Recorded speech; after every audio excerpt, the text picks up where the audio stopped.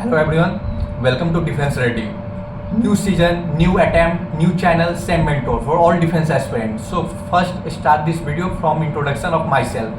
This is Shivam, 3 times NDA qualified, 4 times appearing for technical SSB and 3 times Army technical qualified. So today we are going to discuss address some problem of the candidate that I could continuously go through on my WhatsApp, and second, what are the strategy that could defense aspirant would follow to clear their written examination in upcoming 6 months. So NDA paper was conducted by UPSC twice in a year, in April month and in September.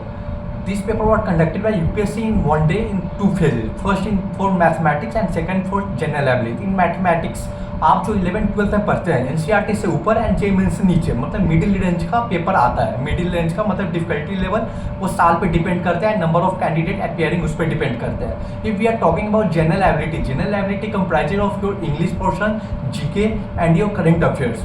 सो देख भाई, syllabus तो काफ़ी है but पढ़ना कुछ होता है and उसको सही स्ट्रेटेजी, सही गाइडेंस, सही डायरेक्शन में पढ़ना पड़ता है. सो मेन इंपॉर्टेंट थिंग कि सिलेबस सेम होता है, जो आपको हर चैनल पे हर टीचर सेम सिलेबस ही पढ़ाते हैं. बस most of the important thing कि आप एग्जाम टाइम एग्जाम हॉल में रिकॉल कितना कर पाते हैं. सो वही स्ट्रेटेजी आज हम डिस्कस करेंगे कि जो आपका रिकॉलेशन पावर को इन्हेंस करेगा.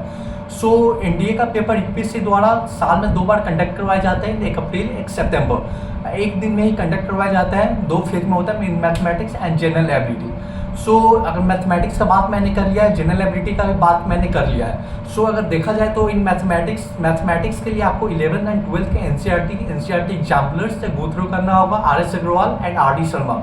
एंड जेई मेंस के लिए आपको जेई मेंस PIQ जरूर लगाए, क्योंकि हर साल 3 से 4 क्वेश्चन जेई मेंस PIQ से उठ के डायरेक्टली एनडीए के एग्जामिनेशन में आ रहे हैं. If we talking about general ability का पेपर 600 नंबर का होता है, जिसमें से करीब 200 नंबर का तेरा इंग्लिश होता है. English comprises of reading comprehension, vocab, antonyms, synonyms, arrangement of sentence, grammar and errors. So आप इंग्लिश के लिए आप अच्छे बुक, अच्छे नॉवेल्स पढ़ सकते हैं. Practice in English, practice is more important than remember the grammars rules. क्योंकि देख, ग्रामर्स का रूल काफ़ी बच्चे याद कर लेते हैं. मेरे नज़र में अभी काफ़ी दोस्त या काफ़ी कैंडिडेट ऐसे हैं जिनको ग्रामर का हर रूल पता है, बट उनको उसका एप्लीकेशन नहीं पता है कि किस डायरेक्शन में उसको यूज करना है, किस डायरेक्शन में उसको अप्लाई करना है. So main thing is there application. So आप जितना सेक्शनल मॉक लगाते हैं या मॉक देते हैं, आप मॉक लगाइए. अभी से 6 महीना है, 6 महीना मतलब सप्ताह में आप 2 मॉक इंग्लिश में लगाइए. इससे आपका 70-20% इम्प्रूव होगा. जब मैं भी प्रिपरेशन कर रहा था तो मैंने भी same guidance, same strategy follow किया था. अब बात करते हैं जनरल एबिलिटी साइंस के लिए. सो साइंस में फिजिक्स, केमिस्ट्री, मैथमेटिक्स होता है. सो मैं ये नहीं कहूँगा कि आप क्लास 9, 10 का एनसीईआरटी गो थ्रू करिए, उतना टाइम भी नहीं है भाई हम लोग के पास. सो आप में से काफ़ी बच्चे क्लास 11th में होंगे, काफ़ी 12th में होंगे, काफ़ी ड्रॉपर बैच में होंगे. सो जो 11th एंड 12th में उनके लिए मैं बात करता हूँ.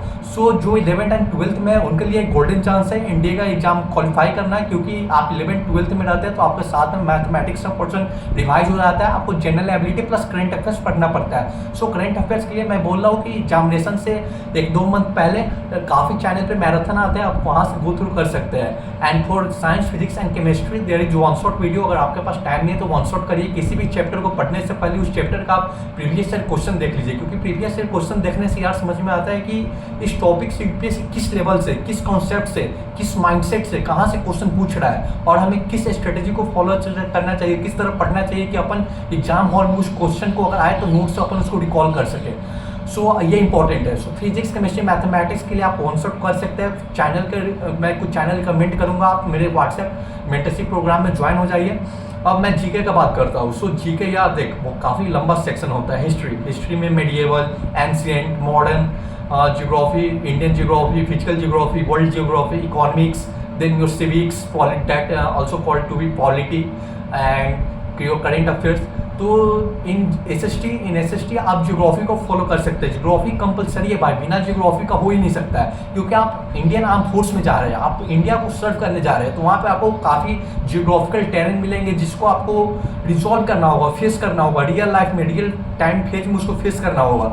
सो आपको जियोग्राफिकल नॉलेज होना बहुत ज़रूरी है, जिससे करीब 20 से 25 क्वेश्चन आते हैं. आप उसके लिए पहले अभी 6 महीना का टाइम है, तो आप स्टार्टिंग के 7 डेज में आप जितने भी चैप्टर है, हर चैप्टर का प्रीवियस क्वेश्चन, जैसे जियोग्राफी में सोलर एंड इट्स प्लैनेट से स्टार्ट होता है, तो solar system and it's planets का जितना भी अभी तक PIQ है उसको आप गैदर कर ले, उसको देखें कि गैदर करके कि कहाँ से किस टाइप से किस फेज से पूछ सकता है क्वेश्चन, उसी टाइप से अपना स्ट्रेटजी फॉलो करें। और जिन लोगों ने पहले अटेम्प्ट दे चुका है उन लोगों को पता ही चल गया होगा कि उनका कहाँ पे सेक्शन वीक रह गया है। सो पूरा चैप्टर को गो थ्रू फिर से करने की जरूरत नहीं है। जहाँ पे आपका वीकर सेक्शन रहा है आप sectional mock test, complete mock test आप अभी से लगाना शुरू कर दें। जो बच्चे 11th एंड 12th में है वो अपना 11th एंड 12th पे अभी ज़्यादा फोकस करेंगे क्योंकि board is come mandatory, and board के बाद अगर टाइम मिलता है तो आप जनरल एबिलिटी के थ्रू गो थ्रू कर सकते हैं। अब बात करते हैं करंट अफेयर्स। करंट अफेयर्स का मैं बता दिया होगा, आप न्यूज़पेपर पढ़ने की कोई जरूरत नहीं है। न्यूज़पेपर पढ़ने में काफ़ी टाइम जाता है और रीडिंग हैबिट भी नहीं होगा। सो उसके लिए आपको जनरेट करना होगा जो धीरे धीरे होता है। इसके लिए मैंने आपको बता दिया है, पहले नोवेल पढ़ना होगा, फिर इंग्लिश बुक, देन आप न्यूज़पेपर से स्टार्ट कर सकते हैं। लाइक हिंदी न्यूज़पेपर डायरेक्ट पढ़ने की जरूरत नहीं है, ऐसे भी आपको समझ में नहीं आएगा। स्टार्टिंग में मैंने ये प्रॉब्लम फेस किया है। इसके थ्रू आप वन शॉट वीडियो आते हैं या वीकली करंट अफेयर्स वीडियो आती है यूट्यूब पे, काफ़ी चैनल है, वहाँ से आप उसको as a your content use कर सकते हैं। So that's all. एंड जिनको भी मेरे मेंटरशिप प्रोग्राम में ज्वाइन करना है वो दिए गए लिंक पे क्लिक करें और ज्वाइन हो जाए। सो अंडर माय गाइडेंस मैंने मेंटरशिप प्रोग्राम 15 दिन पहले शुरू किया है। इस 15 दिन में काफ़ी टाइम मैं नहीं दे सका, बट मेरे मेंटरशिप प्रोग्राम में अराउंड 100+ स्टूडेंट जुड़े थे, जिसमें से 72 और 80% बच्चों का फीडबैक ये रहा कि भैया आपके स्ट्रेटेजी और गाइडेंस के अंदर मैंने काफ़ी क्वेश्चन अटैम्प्ट किए हैं इंडिया एग्जाम में। इंडिया एग्जामिनेशन आपका पढ़ना इंपॉर्टेंट नहीं होता, इतना इंपॉर्टेंट तो है कि एक्यूरेसी के साथ आप कितना क्वेश्चन अटैम्प्ट कर रहे हैं और कितना क्वेश्चन आपको एग्जाम हॉल में रिकॉल हो पा रहा है। So that's all. जय हिंद।